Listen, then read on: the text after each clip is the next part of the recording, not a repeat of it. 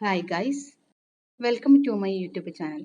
NIOS housekeeping practical and viva എക്സാമിനേഷന് എങ്ങനെ തയ്യാറാകാം എന്നതിനെ കുറിച്ചാണ് ഇന്നത്തെ വീഡിയോ.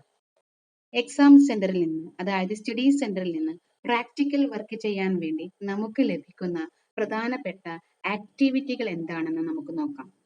പ്രാക്ടിക്കൽ എക്സാമിനേഷന് ഏറ്റവും പ്രധാനപ്പെട്ടത് കളർ വീലാണ്. ഒരു ഷുവർ പ്രാക്ടിക്കൽ വർക്കാണ് കളർ വീൽ. മിക്കവാറും എല്ലാ സ്റ്റഡി സെന്ററിൽ നിന്നും ഈ കളർ വീൽ ചെയ്യിക്കാറുണ്ട്. അതുകൊണ്ട് തന്നെ നന്നായി വരച്ച് കളർ ചെയ്ത് പ്രാക്ടീസ് ചെയ്ത് വേണം പോകാൻ. പ്രത്യേകം ശ്രദ്ധിക്കേണ്ട കാര്യം, കളർ വീല് 12 കളേഴ്സ് ആണോ അതോ 7 കളേഴ്സ് ആണോ എന്ന് പ്രത്യേകം ശ്രദ്ധിക്കണം. അതായത് അത് സ്റ്റഡി സെന്ററിൽ നിന്ന് ചോദിച്ച് ഉറപ്പുവരുത്തണം. എക്സാമിനറുടെ നിർദ്ദേശപ്രകാരം മാത്രം കളർ വീല് ചെയ്യുക. 7 കളേഴ്സ് ആണെങ്കിൽ, അതായത് റെയിൻബോ കളേഴ്സ് ആണെങ്കിൽ VIBGYOR, IndiGo, blue, green, yellow, orange, red എന്നിവ ക്രമത്തിനനുസരിച്ച് ചെയ്യുക. പ്രാക്ടിക്കൽ വർക്കിന് ആവശ്യമായ സാധനങ്ങൾ കൊണ്ടുപോവുക. അതായത് കളർ ചെയ്യാൻ ആവശ്യമായ വാട്ടർ ബേസ് കളേഴ്സ്, അതല്ലെങ്കിൽ സ്കെച്ച്, അതല്ലെങ്കിൽ കളർ പെൻസിൽ, അതുമല്ലെങ്കിൽ ക്രയോൺസ്, ഇതിലേതെങ്കിലും ഒന്ന് കരുതുക. ഇതിനുള്ള നിർദ്ദേശങ്ങൾ നിങ്ങൾക്ക് നേരത്തെ സ്റ്റഡി സെന്ററിൽ നിന്ന് ലഭിച്ചിട്ടുണ്ടാവും. രണ്ടാമത്തെ ഇമ്പോർട്ടൻ്റ് ആയ പ്രാക്ടിക്കൽ വർക്ക് രംഗോലിയാണ്. മിക്കവാറും എല്ലാ സ്റ്റഡി സെന്ററും നിർദ്ദേശിക്കപ്പെടുന്ന പ്രാക്ടിക്കൽ വർക്കാണ് രംഗോലി. ഇതിന് വേണ്ടുന്ന ഐറ്റംസ്, അതായത് രംഗോലി പൗഡർ നമുക്ക് മാർക്കറ്റിൽ നിന്ന് വാങ്ങാൻ കിട്ടും. അതല്ലെങ്കിൽ അരിപ്പൊടിയിൽ മഞ്ഞൾ പോലുള്ള കളർ മിക്സ് ചെയ്ത് നമുക്ക് തന്നെ രംഗോലി പൗഡർ ഉണ്ടാക്കാവുന്നതാണ്. 1-2 പ്രാവശ്യം പ്രാക്ടീസ് ചെയ്ത ശേഷം മാത്രം എക്സാമിന് ചെല്ലുക. എങ്കിൽ മാത്രമേ നന്നായിട്ടും വേഗത്തിലും ചെയ്യാൻ പറ്റുകയുള്ളൂ. നമുക്ക് ഇഷ്ടമുള്ള ഡിസൈനിൽ ചെയ്യാം, ഇഷ്ടമുള്ള കളർ പൗഡർ ഉപയോഗിക്കാം. പക്ഷെ ആകർഷകമായിരിക്കണം, നല്ല ഫിനിഷിംഗ് ഉണ്ടായിരിക്കണം. സ്കെയിൽ കൊണ്ടുപോകാൻ മറക്കരുത്. സ്കെയിൽ ഉപയോഗിച്ച് നമുക്ക് രംഗോലിയുടെ ഫിനിഷിംഗ് വർക്ക് ചെയ്യാം. പേപ്പർ കോൺ രൂപത്തിൽ മടക്കിയാൽ രംഗോലി പൗഡർ കൃത്യമായി ഡബിൾ ലൈനിൽ നമ്മൾക്ക് നിരത്താൻ പറ്റും. ആദ്യം ചോക്ക് കൊണ്ട് നമ്മൾ വരയ്ക്കാൻ ഉദ്ദേശിക്കുന്ന പാറ്റേണിന്റെ ഔട്ട്ലൈൻ ഡബിൾ ലൈനിൽ ഉണ്ടാക്കണം. പിന്നീട് ആ ഡബിൾ ലൈനിലാണ് നമ്മൾ കളർ പൗഡർ നിറയ്ക്കേണ്ടത്. അതിനുശേഷം ഫിനിഷിംഗ് വർക്ക് ചെയ്താൽ മതി.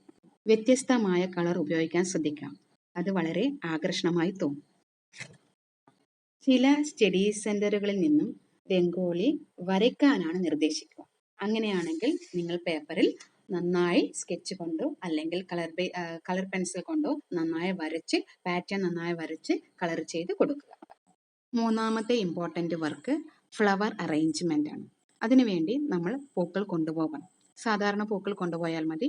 അത് നേരത്തെ നിങ്ങൾക്ക് നിർദ്ദേശം ലഭിച്ചാൽ മാത്രമേ ഇത്തരത്തിലുള്ള പൂക്കൾ കൊണ്ടുപോകേണ്ടതുള്ളൂ.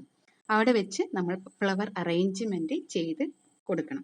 അതായത് നമ്മൾ ആ ഫ്ലവർ അറേഞ്ച്മെന്റിന്റെ ക്ലാസ് നമ്മൾ നേരത്തെ വ്യത്യസ്ത കളറുകൾ ഉപയോഗിച്ച് അറേഞ്ച്മെന്റ് വളരെ ഭംഗിയാക്കുക. ചിലപ്പോൾ ചില സ്റ്റഡി സെന്ററിൽ നിന്ന് ഫ്ലവർ മേക്കിംഗ് ആണ് നമ്മൾക്ക് കിട്ടുക. അങ്ങനെയാണെങ്കിൽ നമ്മൾ പേപ്പർ കൊണ്ടോ അല്ലെങ്കിൽ ഫ്ലവർ മേക്കിംഗ് ക്ലോത്ത് കൊണ്ടോ പൂക്കൾ ഉണ്ടാക്കി അവർക്ക് കാണിച്ചു കൊടുക്കണം.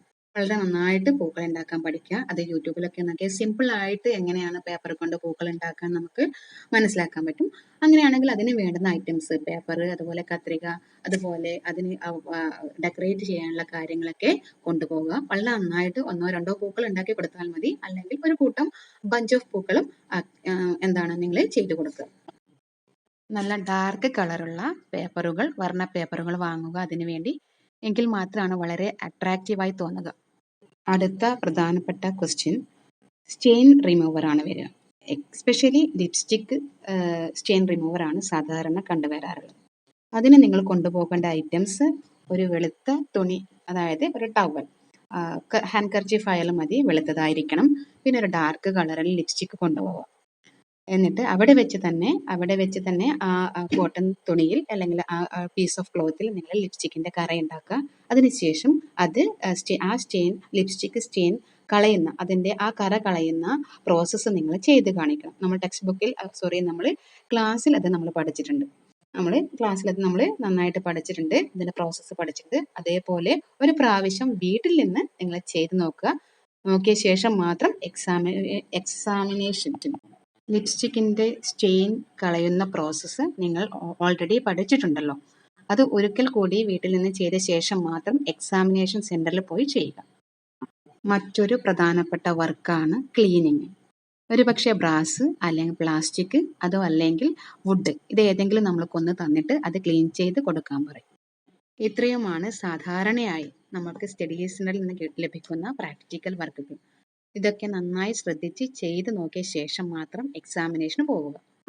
ഇനി വൈവ എക്സാമിന് വേണ്ടി എങ്ങനെ തയ്യാറാവണം എന്നതിനെക്കുറിച്ച് പറയാം. റെക്കോർഡ് ബുക്കിൽ എഴുതിയിട്ടുള്ള പ്രാക്ടിക്കൽ വർക്കിനെ ആസ്പദമാക്കിയായിരിക്കും വൈവ ക്വസ്റ്റ്യൻ ഉണ്ടാവുക. ഒന്നാമത്തെ വർക്കായ കളർ വീലിനെ കുറിച്ചും പിന്നീട് വരുന്ന രംഗോലി, സ്റ്റെയിൻ റിമൂവിങ്, അതുപോലെ ക്ലീനിങ് ഈ പ്രോസസ്സിനെ കുറിച്ച് സാധാരണ വൈവ ചോദിക്കാറുണ്ട്. അതുകൂടാതെ ഹൗസ് കീപ്പിംഗ് എന്ന സബ്ജക്റ്റുമായി ബന്ധപ്പെട്ട ക്വസ്റ്റ്യനും പേഴ്സണൽ ആയിട്ടുള്ള ക്വസ്റ്റ്യനും നമ്മൾക്ക് വൈവയിൽ പ്രതീക്ഷിക്കാവുന്നതാണ്. റെക്കോർഡിൽ എഴുതിയിരിക്കുന്ന എല്ലാ വർക്കുകളെക്കുറിച്ചും ഗഹനമായ അറിവോടുകൂടി പോവുകയാണെങ്കിൽ വൈവയെ നമുക്ക് പേടിയില്ലാതെ നേരിടാം. അതായത് 90% വൈവ ക്വസ്റ്റ്യനും വരുന്നത് പ്രാക്ടിക്കൽ ബുക്കിൽ നിന്ന് മാത്രമാണ്. നന്നായി തരമായിട്ട് പഠിച്ചു പോവുക. ചോദ്യങ്ങൾ ചോദിക്കുന്ന സമയത്ത് നന്നായി റെസ്പോണ്ട് ചെയ്യുക. കൂടാതെ നല്ല കോൺഫിഡൻ്റ് ആയി ഇരിക്കുക. ഇത്രയുമായാൽ പ്രാക്ടിക്കൽ വൈവ എക്സാമിനേഷനെ നമുക്ക് കൂളായി നേരിടാം.